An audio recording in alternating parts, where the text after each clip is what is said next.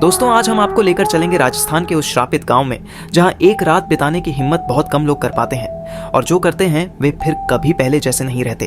क्या आपने कभी सोचा है कि कोई गांव जहां सदियों से कोई नहीं बसा फिर भी वहां अजीब आवाजें सुनाई देती हैं? कुलधरा, एक नाम जो इतिहास के पन्नों में दफन है, लेकिन जिसकी हवाएं आज भी किसी अनदेखी सजा की गवाही देती हैं। क्या ये बस एक मिथक है या फिर कोई ऐसा राज जो सदियों से छुपा है? क्या है कुलधरा रहस्य? आइए कहानी शुरू करते हैं। राजस्थान के तपते रेगिस्तान में बसा कुलधरा गांव, जहां दिन के उजाले में इतिहास की चुप्पी पसरी रहती है, लेकिन रात के अंधेरे में इसकी वीरान गलियां किसी अनजान साए की कहानियां फुसफुसाती हैं। ये गांव पिछले 200 वर्षों से वीरान पड़ा है, लेकिन लोग कहते हैं कि यह कभी खाली नहीं रहा। कुछ ऐसा है जो यहाँ हमेशा मौजूद रहता है, कुछ जो आंखों से दिखाई नहीं देता लेकिन महसूस किया जा सकता है। अर्जुन मेहता, एक प्रसिद्ध इतिहासकार और पुरातत्वविद, हमेशा से रहस्यमयी स्थानों की सच्चाई उजागर करने में रुचि रखते थे। उनके पास प्रमाणों और तथ्यों पर आधारित सोच थी और वे किसी भी अंधविश्वास को आसानी से नहीं मानते थे। जब उन्होंने कुलधरा के श्राप के बारे में सुना तो उन्हें यह मात्र एक घड़ी हुई कहानी लगी। उन्होंने ठान लिया कि वे वहां जाकर खुद पता लगाएंगे कि क्या यह गांव वाकई श्रापित है या यह सब सिर्फ एक अफवाह है। उनकी टीम में 4 लोग थे। निखिल, जो रहस्यमयी घटनाओं को लेकर बेहद उत्सुक था और हमेशा नए रहस्यों की खोज में लगा रहता था। रवि, एक पुरातत्व विशेषज्ञ जो विज्ञान में पूर्ण विश्वास रखता था और भूत प्रेत की कहानियों को मनगढ़ंत मानता था। अमन, एक अनुभवी फोटोग्राफर जो अपने कैमरे में हर अजीब घटना को कैद करने का जुनून रखता था। और समीरा, अर्जुन की सहायक, जो हर छोटी से छोटी बात को गहराई से समझने की कोशिश करती थी और जिसे इस गांव को लेकर एक अनजानी बेचैनी महसूस हो रही थी। शाम होते होते वे जैसलमेर से अपनी जीप में कुलधरा की ओर निकल पड़े। रास्ता सुनसान था और चारों ओर फैली रेतीली धरती पर उगते गिरते सूरज की रोशनी एक अद्भुत दृश्य बना रही थी। लेकिन जैसे जैसे वे गांव के करीब पहुंचे, हवा में अजीब सी ठंडक घुलने लगी जो रेगिस्तान में सामान्य नहीं थी। गांव में प्रवेश करते ही उन्होंने महसूस किया कि यहाँ की चुप्पी अस्वाभाविक थी। कोई पक्षी नहीं, कोई जानवर नहीं, सिर्फ एक गहरा सन्नाटा, मानो यह जगह किसी अदृश्य शक्ति के अधीन हो। पुराने खंडहरनुमा घरों की टूटी फूटी दीवारें अभी भी बीते समय की कहानियां कह रही थीं। अर्जुन ने टीम को 2 भागों में बांट दिया। वे खुद और समीरा गांव के मध्य क्षेत्र की ओर जाने लगे, जबकि निखिल, रवि और अमन गांव के बाहरी हिस्से की जांच करने लगे। समीरा को लगातार ऐसा लग रहा था कि कोई उन्हें देख रहा है। जब वे एक पुराने कुएं के पास पहुंचे तो उसे वहां एक परछाई सी दिखी। उसने अर्जुन को बताया, लेकिन उन्होंने इसे उसका भ्रम मानकर नजरअंदाज कर दिया। तभी कुएं से पानी गिरने की आवाज आई, जबकि वह वर्षों से सूखा पड़ा था। समीरा का चेहरा पीला पड़ गया, लेकिन अर्जुन ने हिम्मत नहीं हारी। वे आगे बढ़ते रहे। दूसरी ओर निखिल, रवि और अमन गांव की गलियों में घूम रहे थे। तभी उन्हें एक टूटी हवेली दिखाई दी, जिसकी दीवारों पर अजीब निशान थे, जैसे किसी ने वहां से भागने की कोशिश की हो। हवेली के दरवाजे को हल्का धक्का देते ही वह चरमराता हुआ खुल गया। भीतर घुप अंधेरा था और एक अजीब सी गंध हवा में घुली हुई थी। अमन ने जैसे ही कैमरा ऑन किया, अचानक ठंडी हवा का झोंका आया और उसकी स्क्रीन पर कुछ अजीब सा दिखा। उसने झूम किया और उसमें एक धुंधली आकृति नजर आई, एक महिला जो सफेद साड़ी पहने थी और उसकी आंखें चमक रही थीं। लेकिन जब उन्होंने चारों ओर देखा तो वहां कुछ नहीं था। तभी समीरा और अर्जुन भी वहां आ गए। समीरा को जैसे ही हवेली दिखी, उसका सिर भारी होने लगा और उसने महसूस किया कि कोई धीरे धीरे उसके कंधे पर हाथ फेर रहा है। उसने कांपते हुए अर्जुन को बताया, लेकिन जैसे ही अर्जुन ने मुड़कर देखा, वहां कुछ भी नहीं था। तभी एक जोरदार धमाके की आवाज आई और हवेली के अंदर की एक खिड़की अपने आप बंद हो गई। टीम के सभी सदस्य सहम गए। तभी अचानक हवेली की सीढ़ियों पर किसी के दौड़ने की आवाज गूंजी। अर्जुन ने हिम्मत करके टॉर्च जलाकर सीढ़ियों की ओर रोशनी डाली, लेकिन वहां कोई नहीं था। तभी समीरा की सांस तेज हो गई और उसने कहा, यहाँ कोई है, कोई हमें देख रहा है। तभी पीछे से रवि की चीख सुनाई दी। जब सभी ने मुड़कर देखा तो रवि जमीन पर गिरा हुआ था और उसकी गर्दन पर गहरे नीले निशान पड़ गए थे, जैसे किसी ने उसे जोर से पकड़ लिया हो। गांव की हवाओं में अचानक सिसकियों की आवाजें खुलने लगी। चारों ओर एक भयानक डरावना माहौल बन गया। अर्जुन ने टीम को वहां से निकलने का इशारा किया और वे भागकर अपनी गाड़ी के पास पहुंचे। लेकिन जब उन्होंने गाड़ी की ओर देखा तो उसके शीशों पर खून से भागो लिखा हुआ था। सभी के रोंगटे खड़े हो गए। अर्जुन ने गाड़ी स्टार्ट करने की कोशिश की, लेकिन इंजन ने जवाब दे दिया। समीरा ने रोते हुए कहा, हमें यहाँ से निकलना होगा, ये जगह अच्छी नहीं है। और फिर अचानक गाड़ी के अंदर के शीशे पर एक साया उभरने लगा। सफेद साड़ी में लिपटी वह औरत धीरे धीरे सामने आने लगी। गाड़ी के शीशे पर उभरता वह साया धीरे धीरे स्पष्ट होने लगा। सफेद साड़ी में लिपटी वह औरत गहरे अंधेरे से निकलती प्रतीत हो रही थी। समीरा की आंखें चौड़ी हो गईं और वह कांपते हुए अर्जुन का हाथ कसकर पकड़ने लगी। निखिल के चेहरे का रंग उड़ चुका था। अर्जुन ने गाड़ी स्टार्ट करने की पूरी कोशिश की, लेकिन इंजन ने जैसे उनकी बेबसी का मजाक उड़ाते हुए कोई प्रतिक्रिया नहीं दी। तभी समीरा के कानों में किसी स्त्री की धीमी फुसफुसाहट सुनाई दी। तुम लौट क्यों आए? ये सुनते ही समीरा की पूरी देह सिहर उठी। उसने कांपते हुए चारों ओर देखा, लेकिन वहां कोई नहीं था। उसकी सांसें तेज चलने लगीं।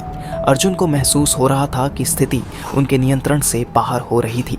तभी गाड़ी अचानक अपने आप झटके खाने लगी, जैसे कोई अदृश्य शक्ति उसे हिलाने की कोशिश कर रही हो। रवि, जो अभी तक अपने गले के दर्द से करा रहा था, घबराकर बोल पड़ा, हमें यहाँ से निकलना होगा, ये जगह सच में श्रापित है। अर्जुन ने अंतिम बार कोशिश की और गाड़ी स्टार्ट हो गई। सभी ने राहत की सांस ली, लेकिन उनकी यह राहत ज्यादा देर नहीं टिकी। जैसे ही उन्होंने गांव से बाहर निकलने की कोशिश की, रास्ता घने कोहरे में गुम हो गया। ये कैसे हो सकता है? अमन ने कांपती आवाज में कहा। रेगिस्तान में कोहरा? अर्जुन को कुछ समझ नहीं आया, लेकिन उसने धीरे धीरे गाड़ी बढ़ानी शुरू की। कोहरा इतना घना था कि 5 फीट आगे कुछ भी दिखाई नहीं दे रहा था। गाड़ी की हेडलाइटें भी इस धुंध को चीरने में नाकाम लग रही थीं। तभी समीरा ने चीखते हुए अर्जुन की बांह पकड़ ली। सामने देखो। अर्जुन ने जैसे ही आगे देखा, उसकी धड़कन तेज हो गई। सड़क के बीचों बीच वही सफेद साड़ी वाली औरत खड़ी थी। उसका चेहरा विकृत था। उसकी आंखों की जगह 2 गहरे काले गड्ढे थे और उसके होंठ हिल रहे थे, लेकिन कोई आवाज नहीं आ रही थी। अर्जुन ने ब्रेक लगाकर गाड़ी रोक दी, लेकिन जब उसने दोबारा देखा तो वहां कुछ नहीं था। यह सब हमारी आंखों का धोखा है। अर्जुन ने खुद को समझाने की कोशिश की। नहीं, यह असली था। निखिल ने जोर देकर कहा, हमें यहाँ से निकलना ही होगा। लेकिन तभी गाड़ी का इंजन फिर से बंद हो गया। इस बार अर्जुन ने कितनी भी कोशिश की, वह स्टार्ट नहीं हुई। गहरी खामोशी चारों ओर पसर गई। ठंडी हवा चलने लगी और उनके चारों ओर सूखी रेत तेजी से घूमने लगी, जैसे कोई अदृश्य शक्ति उन्हें घेरे हुए थी। समीरा को फिर से कानों में वही फुसफुसाहट सुनाई देने लगी। तुम लौट क्यों आए? अचानक गाड़ी के शीशों पर खून की बूंदें टपकने लगीं। किसी को समझ नहीं आया कि यह खून कहां से आ रहा है। तभी अमन के कैमरे में कुछ अजीब रिकॉर्ड हुआ। जब उसने उसे प्लेबैक किया तो देखा कि एक पुरानी हवेली के सामने एक लड़की खड़ी थी। उसके चेहरे पर डर था और वह मदद के लिए पुकार रही थी। यह कौन है? समीरा ने कांपते हुए पूछा। अर्जुन कुछ नहीं बोल पाए, लेकिन अचानक उनके दिमाग में एक अजीब सी छवि आई। वही हवेली, वही लड़की और एक विकृत चेहरा जो उसे घूर रहा था। हमें इस हवेली तक जाना होगा, अर्जुन ने दृढ़ स्वर में कहा। क्या तुम पागल हो गए हो? रवि चीख पड़ा। नहीं, यह हमें बुला रहा है। जब तक हम इस रहस्य को नहीं सुलझाएंगे, हम यहाँ से बाहर नहीं निकल पाएंगे। कहने को तो अर्जुन ये बात आत्मविश्वास से कह रहे थे, लेकिन उनके भीतर भी एक अनजाना भय जन्म ले चुका था। उन्हें महसूस हो रहा था कि यह सिर्फ एक साधारण रहस्य नहीं, बल्कि कुछ ऐसा था जो उनकी जिंदगी से गहराई से जुड़ा हुआ था। सभी हिचकिचा रहे थे, लेकिन उनके पास और कोई विकल्प नहीं था। वे गाड़ी से बाहर निकले और धीरे धीरे हवेली की ओर बढ़ने लगे।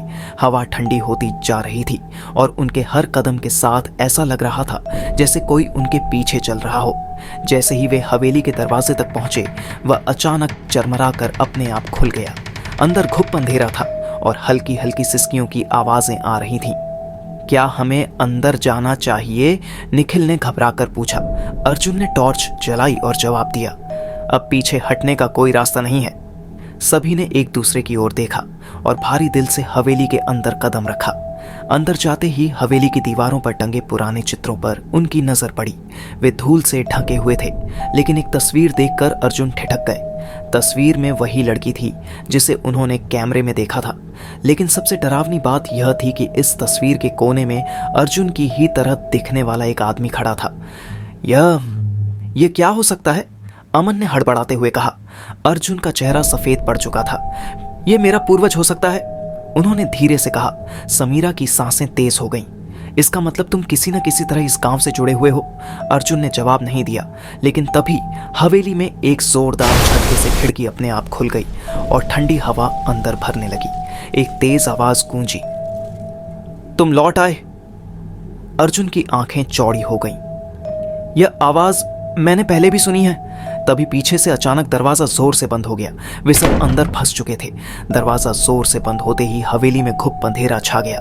अर्जुन ने टॉर्च की रोशनी घुमाई, लेकिन रोशनी में भी अजीब सी नमी और धुंध थी, जैसे हवा में कोई अदृश्य ताकत खुली हो। समीरा ने घबराकर अर्जुन का हाथ पकड़ लिया। अमन और निखिल दीवार से सटे खड़े थे। उनकी सांसें तेज हो चुकी थीं। रवि की हालत सबसे बुरी थी। उसके माथे पर पसीने की बूंदें थीं और वह लगातार अपने गले को मल रहा था, जैसे किसी अदृश्य हाथ ने उसे पकड़ रखा हो। हमें यहां से बाहर निकलना होगा, रवि हकलाते हुए बोला। नहीं, अर्जुन ने गहरी सांस ली। अब पीछे हटने का कोई मतलब नहीं। हमें यह पता लगाना होगा कि यह सब क्या है और इसका संबंध मुझसे क्यों जुड़ रहा है, समीरा ने कांपते हुए कहा। लेकिन यह असली है अर्जुन। यहाँ कुछ है जो हमें यहाँ से जाने नहीं देना चाहता। तभी हवेली के दूसरे कमरे से धीमी धीमी सिसकियों की आवाज आने लगी। आवाज किसी लड़की की थी। समीरा और निखिल ने डर से एक दूसरे की तरफ देखा। अमन ने धीरे धीरे अपने कैमरे को ऑन किया और रिकॉर्डिंग शुरू कर दी। हमें उस कमरे में जाना होगा, अर्जुन ने धीरे से कहा। रवि तुरंत विरोध करने लगा। क्या तुम पागल हो गए हो? ये गांव श्रापित है। हमने अभी अभी गाड़ी के शीशों पर खून टपकते देखा। हमने सफेद साड़ी वाली औरत देखी और अब यह सिसकियां। हमें यहां से भाग जाना चाहिए। लेकिन अर्जुन का ध्यान उसकी बातों पर नहीं था। उनके मन में कुछ और ही चल रहा था। यह हवेली, यह आवाजें, यह साया, सब कुछ उन्हें उनके अतीत की ओर खींच रहा था। अर्जुन ने धीरे धीरे दरवाजे को धक्का दिया। दरवाजा चरमराकर खुला और एक हल्की ठंडी हवा उनके चेहरे से टकराई। कमरा बहुत पुराना लग रहा था। कोनों में मकड़ियों के जाले लटक रहे थे। फर्श पर धूल जमी थी, लेकिन कमरे के बीचों बीच एक पुरानी लकड़ी की कुर्सी थी जिस पर कोई बैठा हुआ था। अर्जुन ने टॉर्च की रोशनी घुमाई और सभी के मुंह से एक साथ हल्की चीख निकल गई। कुर्सी पर एक महिला बैठी थी, सफेद साड़ी में लिपटी, बिखरे बालों वाली। उसका चेहरा झुका हुआ था। उसकी सांसें हल्की हल्की चल रही थीं, जैसे कोई बहुत पुरानी आत्मा इस दुनिया से विदा लेने के इंतजार में हो। अर्जुन ने धीरे से कदम बढ़ाया। कौन हो तुम? महिला ने धीरे से सिर उठाया। उसकी आंखें गहरी और शून्य में ताकती हुई थीं। वह हौले से बोली, तुम्हें याद नहीं आया? अर्जुन का पूरा शरीर जैसे सुन्न हो गया। क्या मतलब? महिला ने धीरे धीरे हाथ उठाया और अर्जुन की ओर इशारा किया। तुम यहाँ पहले भी आ चुके हो। समीरा, अमन, रवि और निखिल पूरी तरह डर से जकड़ चुके थे। अमन का कैमरा लगातार रिकॉर्डिंग कर रहा था, लेकिन उसकी पकड़ कांप रही थी। तुम क्या कहना चाहती हो? अर्जुन ने घबरा कर पूछा। महिला के होंठ हल्के से हिले और एक अजीब सी फुसफुसाहट हवा में गूंज उठी। वह वापस आ गया। तभी कमरे की खिड़कियां अचानक जोर जोर से खुलने बंद होने लगीं। हवा तेज चलने लगी और कमरे में रखे पुराने सामान जमीन पर गिरने लगे। समीरा ने चीखते हुए अर्जुन का हाथ पकड़ लिया। हमें यहाँ से भागना होगा, निखिल चिल्लाया, लेकिन अर्जुन जैसे किसी ट्रांस में था। उसकी आंखें महिला की आंखों से टकराई थीं और उसे अपने ही बचपन की धुंधली यादें दिखने लगीं। एक छोटी सी बच्ची कुलधरा गांव की हवेली में खेल रही थी। एक छोटी सी नदी जिसमें वह कागज की नाव चला रही थी। फिर अचानक अंधेरा, चीखें और वही विकृत चेहरा। अर्जुन ने जोर से सिर झटका। क्या हुआ अर्जुन? समीरा ने उसे हिलाते हुए पूछा। मुझे कुछ याद आ रहा है, लेकिन यह सब संभव कैसे हो सकता है? महिला की आवाज फिर से गूंजी। सत्य तुम्हारे भीतर छिपा है, उसे पहचानो। तभी अचानक महिला की पूरी देह हवा में उठने लगी और वह धीरे धीरे हवा में विलीन होने लगी। लेकिन उसके जाते जाते हवेली की दीवारों पर अजीब चिन्ह उभर आए। उन चिन्हों में वही नाम उभरा जिसने अर्जुन की दुनिया हिला दी। रुक्मिणी। अर्जुन के होंठों से फुसफुसाहट निकली। रुक्मिणी, यह नाम तुम्हें कैसे पता? समीरा ने चौंक कर पूछा। अर्जुन ने गहरी सांस ली। मुझे नहीं पता, लेकिन कहीं ना कहीं यह नाम मेरे अतीत से जुड़ा हुआ है। तभी हवेली की दीवारों पर अचानक आग की लपटें उठने लगी। भगवान के लिए अर्जुन, हमें यहाँ से भागना होगा, रवि चीख पड़ा। अर्जुन ने तुरंत सभी को बाहर निकलने का इशारा किया। वे सब तेजी से भागते हुए हवेली से बाहर निकले। जैसे ही उन्होंने हवेली का दरवाजा पार किया, पीछे से जोरदार धमाके की आवाज आई और पूरी हवेली धूल में तब्दील हो गई। चारों हांफते हुए दूर जाकर रुके। यह क्या था? अमन ने हैरानी से पूछा। अर्जुन ने गहरी सांस ली और मिट्टी में बिखरे एक पुराने कागज के टुकड़े को उठाया। वह आधा जल चुका था, लेकिन उसमें एक पुराना पता लिखा था। समीरा ने कांपते हुए कहा, क्या हमें वहां जाना चाहिए? अर्जुन ने धीरे से जवाब दिया, अब इस पहेली को सुलझाए बिना मैं कहीं नहीं जाऊंगा। लेकिन किसी को यह नहीं पता था कि गुप्त तहखाने में जो सच छिपा था वह सिर्फ अर्जुन ही नहीं बल्कि पूरी टीम की नियति बदलने वाला था। अर्जुन की उंगलियां उस जले हुए कागज के टुकड़े को कसकर पकड़ चुकी थी। गुप्त तहखाना, उसने धीरे से पढ़ा। निखिल, जो अब तक इस पूरे घटनाक्रम से सहम चुका था, चिढ़कर बोला, तुम्हें लगता है कि हम अब भी यहाँ रुकने वाले हैं? हमने अभी अभी एक हवेली को धूल में बदलते देखा है अर्जुन, ये सब किसी चेतावनी से कम नहीं। समीरा ने सिर हिलाया। निखिल सही कह रहा है, हमें वापस लौट जाना चाहिए, ये सब हमारी समझ से बाहर है। लेकिन अर्जुन की आंखें अब पूरी तरह बदल चुकी थीं। उनमें एक अजीब चमक थी, एक अजीब दृढ़ता। अगर हम अब लौट गए तो ये रहस्य हमेशा अधूरा ही रहेगा। हमें यह पता लगाना होगा कि आखिर यह गुप्त तहखाना क्या है और इसका संबंध रुक्मिणी से कैसे है। रवि, आज जो पहले से ही इस जगह से बाहर निकलना चाहता था, गहरी सांस लेकर बोला, और अगर यह तहखाना श्रापित हुआ तो? अगर वहां कुछ हुआ तो? अर्जुन ने शांत स्वर में कहा, तो हमें सच का सामना करना होगा। रात का समय और गहरा हो गया था। कुलधरा अब पहले से भी ज्यादा भयावह लग रहा था। दूर कहीं सियारों की आवाजें गूंज रही थीं। हवा में रेत के बवंडर उठ रहे थे, जैसे कोई अदृश्य शक्ति हवा को चलाने का प्रयास कर रही हो। अर्जुन ने हाथ में टॉर्च पकड़कर कागज पर लिखे संकेतों के अनुसार तहखाने की ओर बढ़ना शुरू किया। उसके पीछे समीरा, अमन, निखिल और रवि भी अनमने ढंग से चलने लगे। कागज पर दिया नक्शा उन्हें गांव के बाहरी हिस्से की ओर ले गया, जहां खंडहरों के बीच एक बड़ा सा पत्थर पड़ा था। यहां कुछ अजीब लग रहा है, अमन ने धीरे से कहा। रवि ने पत्थर को छू कर देखा। यहां नीचे कुछ है। अर्जुन ने समीरा और निखिल की मदद से पत्थर हटाने की कोशिश की। पत्थर बहुत भारी था, लेकिन जब उन्होंने उसे थोड़ा खिसकाया तो नीचे एक अंधेरी सुरंग नजर आई। सुरंग इतनी संकरी थी कि उसमें से केवल एक बार में एक ही आदमी नीचे उतर सकता था। हमें अंदर जाना होगा, अर्जुन ने कहा। कोई और रास्ता नहीं है? निखिल ने घबराकर पूछा। अर्जुन ने सिर हिलाया। अगर हमें सच जानना है तो यही एकमात्र रास्ता है। अर्जुन ने पहले अंदर उतरने का फैसला किया। सीढ़ियां पुरानी और जर्जर थीं। दीवारों पर नमी और फफूंदी जमी हुई थी। हवा में एक अजीब सी गंध थी, जैसे पुराने इतिहास की गंध। जैसे ही वह तहखाने में पहुंचा, उसकी टॉर्च की रोशनी एक बड़ी कक्ष में फैली। यह जगह बहुत पुरानी थी। दीवारों पर पाली लिपि में कुछ लिखा हुआ था। समीरा और बाकी लोग भी धीरे धीरे अंदर उतरने लगे। तभी तहखाने के अंदर से किसी के चलने की हल्की आवाज आई। सभी तुरंत सतर्क हो गए। अर्जुन ने धीरे धीरे टॉर्च घुमाई और उनकी आंखें हैरानी से फैल गईं। कक्ष के बीचों बीच एक पुरानी लकड़ी की मेज थी और उस पर एक बड़ी सी धातु की संदूक रखी थी। क्या यह वही रहस्य है जिसका जिक्र किया गया था? समीरा ने धीमी आवाज में कहा। अर्जुन ने बिना समय गंवाए संदूक को खोलने की कोशिश की। ताला जंग लगा हुआ था, लेकिन अर्जुन ने पूरी ताकत से उसे धक्का दिया।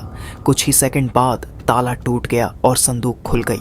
जैसे ही संदूक खुली, एक तेज हवा चली और पूरी तहखाने में अजीब सी फुसफुसाहट गूंजने लगी। सभी पीछे हट गए। अंदर एक पुरानी किताब रखी थी, जिसकी शील्ड पर सोने के अक्षरों में लिखा था, रुक्मिणी की अंतिम इच्छा। अर्जुन के हाथ कांप रहे थे। उसने किताब को धीरे धीरे खोला। पहला पृष्ठ पीले और छुर्रीदार कागज का था, जिस पर पुराने समय की स्याही से लिखा था, अगर कोई इस किताब को पढ़ रहा है तो समझ लो कि उसने कुलधरा का सबसे बड़ा रहस्य खोल दिया है। ये गांव केवल एक श्रापित गांव नहीं है, बल्कि यहाँ एक अधूरी प्रेम कहानी दफन है। अर्जुन ने पन्ने पलटे। साल 1825 में दीवान सलीम सिंह की क्रूरता से बचने के लिए मैंने और मेरे परिवार ने कुलधरा को हमेशा के लिए छोड़ने का फैसला किया था। लेकिन मेरे पास एक और रहस्य था, एक प्रेम जो अधूरा रह गया था। मैं किसी और से प्रेम करती थी, लेकिन मेरा प्रेमी एक रात अचानक लापता हो गया। मैंने सुना कि उसे मार दिया गया और उसी रात मैंने खुद को इस तहखाने में बंद कर लिया। समीरा की आंखों में आंसू थे। इसका मतलब रुक्मिणी कभी गांव से बाहर नहीं गई। अर्जुन ने किताब का आखिरी पन्ना खोला। जो भी इस किताब को पढ़ रहा है उसे मेरा एक अनुरोध है, मुझे इस कैद से मुक्त करो। मेरी आत्मा इस तहखाने में कैद है। जब तक मुझे मुक्ति नहीं मिलेगी ये गांव हमेशा श्रापित रहेगा। तभी तहखाने में ठंडी हवा का झोंका आया और चारों ओर अजीब सी सरसराहट गूंजने लगी। अर्जुन ने किताब कसकर पकड़ ली। हमें यहाँ से बाहर निकलना होगा, निखिल चिल्लाया। लेकिन तभी तहखाने की दीवारों पर खून से अजीब आकृतियां उभरने लगी और एक जानी पहचानी आवाज गूंजी, तुम वापस आ गए अर्जुन। अर्जुन ने डर से इधर उधर देखा। तभी उसके दिमाग में बचपन की यादें चमकने लगीं। एक छोटी बच्ची, एक उजड़ा गांव, एक खोया हुआ प्रेम। अर्जुन लड़खड़ाकर पीछे हट गया। मुझे सब याद आ रहा है। उसकी आवाज कांप रही थी। समीरा ने उसे पकड़कर हिलाया। क्या याद आ रहा है अर्जुन? अर्जुन की आंखों में आंसू आ गए। मैं रुक्मिणी के प्रेमी का ही पुनर्जन्म हूँ। जैसे ही उसने यह कहा, पूरी तहखाने में जोरदार धमाका हुआ। दीवारें हिलने लगीं, जैसे कोई शक्ति उन्हें गिराना चाहती हो। भागो! अमन चिल्लाया। पूरी टीम तेजी से तहखाने से बाहर की ओर भागी। जैसे ही वे सीढ़ियां चढ़कर बाहर निकले, पीछे जोरदार गड़गड़ाहट हुई और तहखाने का द्वार हमेशा के लिए बंद हो गया। अर्जुन जमीन पर गिर पड़ा। उसके हाथों में अब भी वह किताब थी, लेकिन अब उस पर कुछ भी लिखा नहीं था। वह पूरी तरह खाली हो चुकी थी। समीरा ने घबराकर पूछा, क्या रुक्मिणी मुक्त हो गई? अर्जुन ने आकाश की ओर देखा। हल्की हवा चल रही थी और पहली बार कुलधरा गांव में एक अजीब सी शांति थी। हाँ, उसने धीरे से कहा, रुक्मिणी मुक्त हो चुकी थी। कुलधरा अब भी वीरान था, लेकिन अब यह श्रापित नहीं था। कुछ रहस्य अंत तक अधूरे ही रहने चाहिए, लेकिन कुछ प्रेम कहानियां वे कभी मरती नहीं। दोस्तों, अगर आपको यह कहानी पसंद आई हो और आप ऐसी ही डरावनी और रहस्यमयी कहानियां सुनना चाहते हैं तो हॉरर हिंदी जंक्शन को सब्सक्राइब करना ना भूलें। वीडियो को लाइक करें, अपनी पसंद हमें कमेंट में बताएं और इस कहानी को अपने दोस्तों के साथ शेयर करें। अगली बार एक और डरावनी दास्तान के साथ मिलते हैं। तब तक अंधेरे से बचकर रहिए, क्योंकि कौन जाने कब क्या आपके साथ हो जाए।